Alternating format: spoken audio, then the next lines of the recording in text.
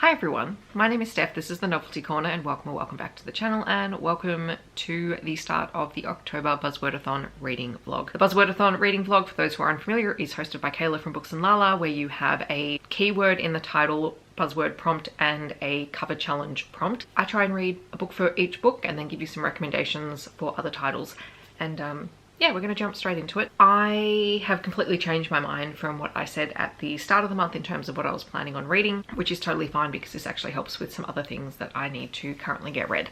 And both books happen to be paranormal romances, which is also very thematically appropriate for October. For the October title buzzword, the prompt was violent words.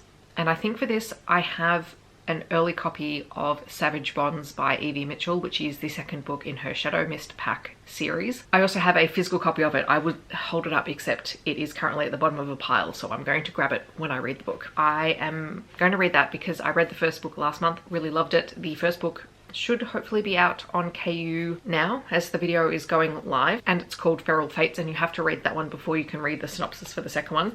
Savage Bonds is releasing in 2026 unless you are pre-ordering it from Evie's website, in which case I think it will be released earlier on her website than it is in KU in 2026. As I said, I have an early ARC copy, and I also picked up a physical copy when she was at Rare because she had copies of them, and I'm just very excited and have no patience, so I'll be reading that. And then for the cover challenge prompt, it was weapons on the cover, and I'm going to be reading Temping Is Hell by Cathy Yardley, which is one of her paranormal books.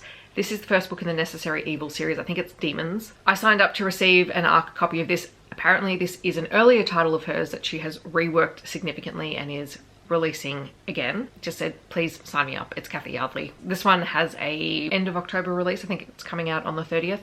And I need to do some promoting stuff as part of the ARC team for it. So that's what we're going with. So I'm combining multiple needs and wants into one video. And I'm very excited about it. I shall check in with you once I have started reading Temping Is Hell. Alrighty, I am nearly 40% of the way into Temping Is Hell by Cathy Yardley, and this is the book of Kite, who is a temp. She has just been given a job at a big billionaire's corporation, and she thinks she's selling her corporate soul by working there. She's not a big fan of the company or the guy that owns it, whose name is Thomas, and she's even less of a fan of the woman who is her direct superior, who is less than useless and also just likes firing people. After doing one of the useless jobs that she is assigned, Kate accidentally meets Thomas, who is the billionaire, who has also sold his soul for reasons. His wife, prior to the start of this book, has died, and so we know that the soul contract has something to do with that. And we also know that he's trying to find a loophole for it, and that he's using his business as a front for that. When Kate is sent down to work in the basement where a group of 50 demons have been requisitioned to hunt for a symbol in various contracts in order to help Thomas achieve his goal, she doesn't realize there's anything different about them.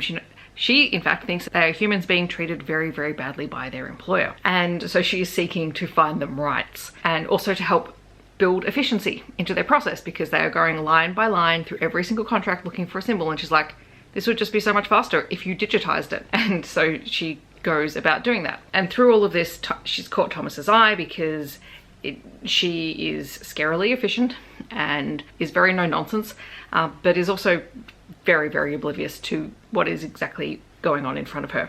Although she's about to find out, as she had a copy of the symbol that she gave to one of her friends, who gave to a grandmother, who recognizes it straight away. So we're about to find out the details of it. Is it my favorite Cathy Yardley? No. Is it still an enjoyable time? Yeah, it's kind of like one of those mid-2010s, 20-teens kind of paranormal romance where there's a lot going on, a lot of banter, and also a lot of ridiculous situations where you're basically going, why are you still here? You need to go somewhere else. But it's Cathy Yardley. I'll trust her judgment in this case. And I would like to see Thomas redeemed. So we shall see if he earns his redemption. I finished Temping Is Hell, and as predicted, this is kind of a 3-star read for me. It's not great, but it's not terrible either. And really what it feels like is kind of an old school paranormal romance. Not super old school, but kind of, as I said, like the mid 2010s onwards, where you just have characters who are really not very good for one another, and and a female protagonist who has very strong convictions, and that causes her to get into a lot of trouble. Which none of that is, there's nothing wrong with that, and I certainly did not enjoy reading the book. It was just more I was reading it going, yeah, this feels like it's an older written title because it's doing a lot of things that I wouldn't necessarily gravitate towards in a book now. And as I said before, the whole point is that Thomas is under contract. He is trying to get out of that contract. Kate finds out about all of this. She happens to have a friend who happens to be connected to this sort of supernatural demon world, which does cause some issues in the book. And I feel like that's probably one area where that friendship and the fact that there is strain put on that friendship, I kind of wish that that wasn't in there, because we need women supporting women. Like we just need more of that in general. You know, Thomas is determined to survive. We find out more about the death of his, not wife, but fiance. And, you know, their relationship doesn't sound all that particularly healthy. So she had cancer, and part of the reason why he ended up selling his soul was to spare her from that, because the contract wasn't specific enough. You know, the person who put Thomas under contract was then able to find loopholes, and eventually his fiance killed herself. So I mean, some questionable things going on there. And also Thomas, you know, Thomas is determined to survive, and so he's willing to do anything, including potentially put Kate out there as bait for something that's going on in the story. And I don't actually necessarily have an issue with that, because we, in Thomas's perspective, knows that there's fail-safes in place. However, Kate doesn't know that. She just is part of the plot. And she is also more than capable of setting up her own plot. And of course, this causes even more issues because the two of them are not communicating. So the biggest issue there is around communication. Like, it was fun, it was interesting. I got to the end and I'm kind of curious about where like the series is going to go. Like, I know this is a previously published series, so I know there's obviously more books already out there. I'm not in a grand rush to go and read it, but I'm also, you know, not throwing the book across the room in anger. As for some recommendations with weapons on the cover, let's go with A Time to Rise by Tal Bauer. This is probably not his best work either, but was still an interesting read. So this one is kind of a vampire romance set at the Vatican between two of the guards of the Vatican. It's really interesting. The reason I say it's not Tal Bauer's best work is I think a lot is left open, and a bit of the, actually similar to Temping Is Hell, is it just feels like there's some pacing issues with this, and potentially as earlier works of theirs, maybe that's why it is. But I still enjoyed this because it was interesting. A book that I love that's part of a series I love is The Kite by N.R. Walker. This one happens to have, sorry, I should have said, there's a sword on the cover. This one has a bullet, and that obviously comes out of a weapon, so we're going to count it. Look at how shiny this is. These are the special editions.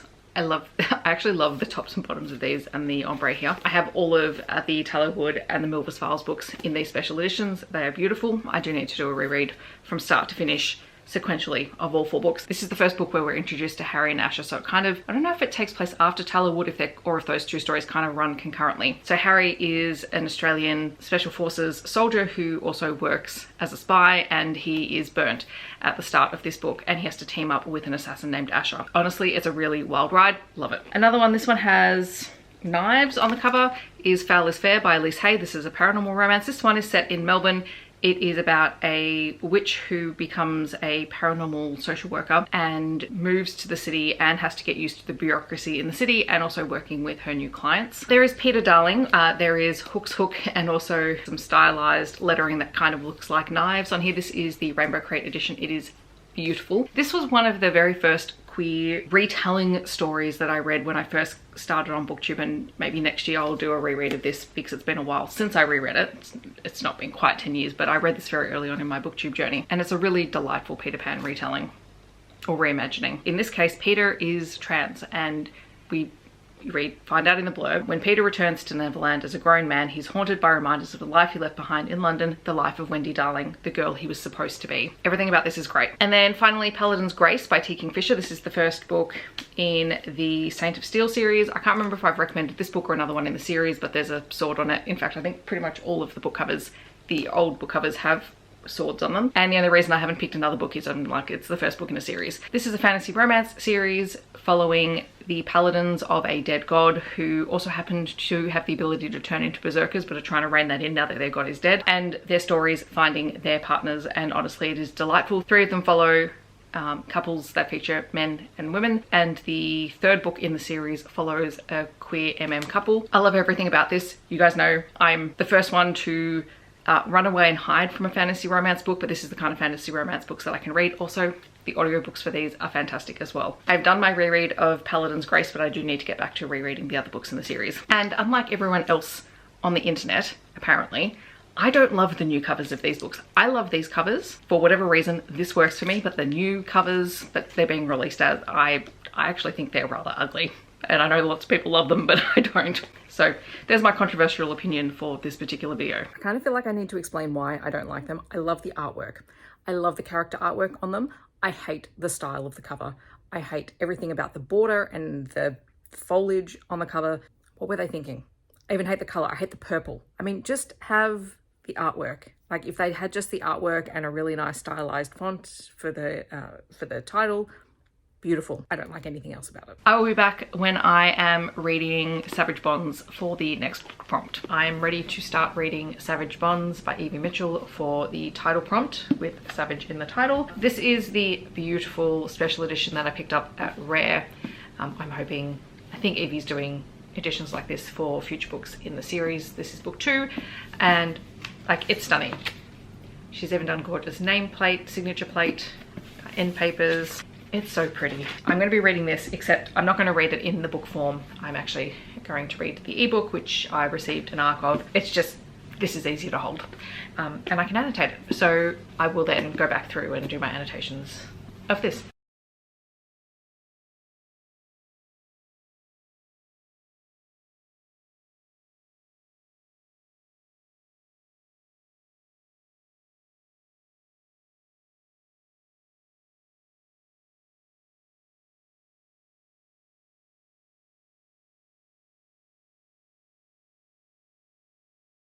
Hello everyone, I am back to wrap up reading Savage Bonds, but as per usual I have been distracted all day. But the best kind of distractions really, because my Patreon copy of Enticing the Elf by Louisa Masters turned up, and did I want to drop everything and read this? Yes, but also I wanted to finish Evie Mitchell. So this is not going to be the next book that I read, but it will be the book after the next book that I read. This month is rapidly becoming the month where I have so many things to read and so little time. Jane Harper's new book is out, last one out, and I am probably going to save this for a weekend.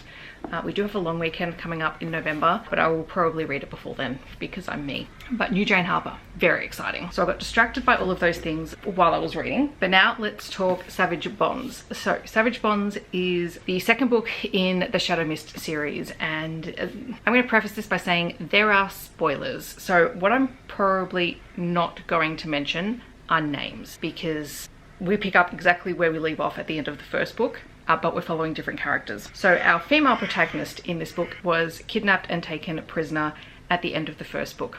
And so we start the book with her in prison. She can hear someone in the cell next to her being tortured, and she knows that they're going to come for her next. The person who has captured her is someone that she knows, and there's a lot to unpack there. Again, I'm going to try and be very vague on those spoilers. It is our female protagonist's relationship with a wolf shifter called Kia, who is in the cell next to her, and he has been there for years, and he has somehow managed to survive and get away with them not killing him because he has valuable knowledge. He is a nomad, which means he doesn't belong to a pack, and he has spent the last 20 years as a, oh my gosh, why have I already forgotten the word? He basically tracking down people or things that people need or have lost or have gone missing. He doesn't believe that the woman in the cell next to him is real because he's been hearing voices for a long time, and we find out one of the torture techniques is a seer who is able to project images into people's minds, their worst fears, and so he spends a lot of time talking to people who aren't there. So it takes a while for him to believe that the woman next to this in the cell next to his is real. When they do, and he's lucid enough to recognize that, he begins to suspect that she might be his mate. And so they spend the first part of the book, they're in the two cells, they're trying to figure out how to escape. They're learning a little bit about their enemies and the truth about what's going on, which happens to be a bit of a eugenics like cult kind of thing going on, which I'm assuming we'll find out more about in book 3. Eventually they escape, and it's about how they make their way back to the Shadow Mist pack. It's about how Kia integrates into that pack. Our female protagonist has lost a lot of people in her life, a lot of people that she's cared about. She has a twin brother, but she herself has lost quite a bit of her other family, and so she's very reluctant to get into a relationship, and so she's kind of ignoring the fact that there is probably a mate bond there. Like, she's just been willfully ignoring that part because she doesn't believe that she's cut out for relationships. And Kia is just very calm. Like, he knows that she's his mate. He also knows that if he pushes her, she's gonna run and basically kick him out of the pack. And so he's there. He's a calm presence. He doesn't let anyone rattle him. There is another member of the pack that believes that the female protagonist is the love of his life, and she has to at some point be very blunt with him and say, no, this is not our relationship at all. And Kira's just there as her support. Like, he doesn't push. We love that, especially in a shifter paranormal romance, because oftentimes it's very possessive, and there is an element of that to the story, but not in a way that oversteps the boundaries that she has set for herself. So I appreciate it. I loved it. I'm enjoying Evie's paranormals. Please give me more. Like, that's all I want. All right, so that brings us to some recommendations for violent words in the title.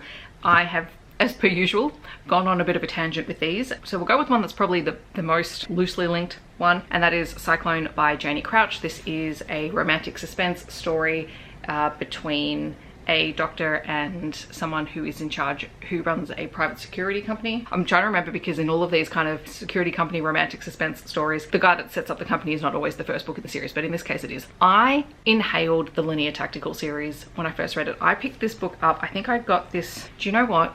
I got this at Rare in 2023. This was one of the free books that I picked up. And it took me a while to read it, because I think it was last year that I actually got to it and read it. I inhaled the series. It was really fun. Then we've got a paranormal romance, Stalked by the Kraken. Stalking is kind of sometimes leads to violence. At the very least, it's not good for the person who is being stalked. But this book is delightful. This is a Kraken romance, and Lillian Lark is just the epitome of monster romances for me. Like, she can do no wrong. This was one of the first books that I read, and I can't recommend it highly enough. We have a matchmaker who runs a magical bathhouse who ends up falling for a Kraken shifter, and we love him. This book is integral to a lot of Lillian Lark's work, so if you're going to start anywhere, this is a really good place to start. Going into very far into a series, so I'm going to recommend the series, but this book in particular happens to have a violent word in the title, because it is Archangel's War, and war is very violent. We know this. War, bad. We don't like war. The series as a whole is the Guild Hunters, and I suppose hunting is also violent. This series, which is also very timely because we're doing Readathon, the Archangel's Kiss live show will be on at the end of this month, so if you're interested, you can pick up the start of the series and join us for that. This book, I forget how far this book is in. It's a while. Like book 12. I was right, it's book 12. That was unintentional because I never remember the order of these books. But in this series, we are following Ilona, who is a guild hunter. She has special abilities that allow her to track vampires. In this world, vampires are created by angels. Angels rule the world. They are the top of the food chain, with the archangels sitting right at the very top, and Ilona happens to fall for the Archangel of New York. By the time we get to this book, a lot has happened in this world. We're fighting resurrected vampires turned zombies turned weird creatures. You've got all sorts of things going on. We follow lots of different characters. A lot of the books are about Elena and Raphael, but also a lot of books are about some of the side characters that are members of Raphael's seven, his close inner circle, and honestly, the whole thing is just fun, and I'm really enjoying rereading it, so I'm glad that I can sneak one of the books in here to talk about the series. Then let's go to a contemporary romance / romantic suspense. Totally different vibe. This one is Himbo, Hitman. Hitmen are violent. That's kind of the job description, by Saxon James. This is kind of a quirky, fun romantic suspense story, because you have a hitman who is really, really bad at being a hitman. Really bad. He tries to bribe all of his victims into disappearing so that he doesn't have to kill them. He kind of fell into this job by accident, and then kind of needs to keep up the ruse, because if people find out that he's not actually killing people but he's claiming the money, he's going to get into trouble. And that's what happens in this book. It's a queer MM romance. It is really fun, and it's Saxon James, so I couldn't not include this. Finally, we have Sweep of the Blade by Ilona Andrews. This is also in the middle of a series. This is book 4 in the Innkeeper Chronicles series, but it's not following the main couple that we follow in the majority of the books. This is following the main character's sister and a vampire, a space vampire. We love space vampires. Correction, we love well-written space vampires, and Arland is definitely that. Maud is a human who was married to a vampire. They had a child, and then her husband did some very bad things, got them exiled to a prison planet, and so Maud's sister in a previous book came to rescue Maud and her niece, and that's when Maud met Arland. They were on Earth, and then Arland has had to return home, and he has invited Maud to come with him, and that's because Arland is very, very obsessed with Maud, and She kind of likes him, but she's very reluctant to get involved in vampire society again, especially with her daughter. When she gets to Arlen's home, and he is a very prominent figure in vampire society, she rapidly proves that she is more than capable of holding her own, that she's incredibly valuable to vampires and to Arlen in particular. And Helen, her daughter, is just one of my favorite kids in a book. The whole thing is excellent. I wouldn't recommend reading this as a standalone. I would 100% recommend reading the whole Innkeeper Chronicles, but I adore this book in this series. I love this. I have no other words. It's fantastic. And so that wraps up this Buzzwordathon reading vlog. So hopefully you have enjoyed it. You've got some good recommendations. In the comments, I'd love to know if you were participating this month, and if you were, what books were you reading? Or if you have recommendations for other books that would fit in these titles, feel free to let me know that down below. Otherwise, if you just want to let me know that you're here but you don't want to leave a comment, feel free to leave a wolf emoji. I hope that wherever you're in the world, you're staying safe and healthy, and I will see you in my next video.